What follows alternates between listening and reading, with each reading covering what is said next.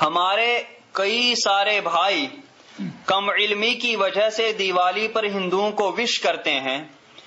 ان سب مسلمانوں کے لیے کچھ نصیحت فرمائیں اور دعا فرمائیں کہ ایسی چیزوں سے اللہ انہیں محفوظ رکھے. جزاک اللہ خیر. مسلمانوں کو اللہ تبارک و تعالی ہدایت دے اور وہ اپنے دین پر سختی سے قائم رہے اور یہ جانے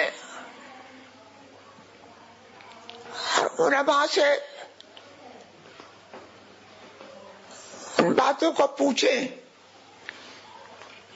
جن باتوں سے آدمی کا ایمان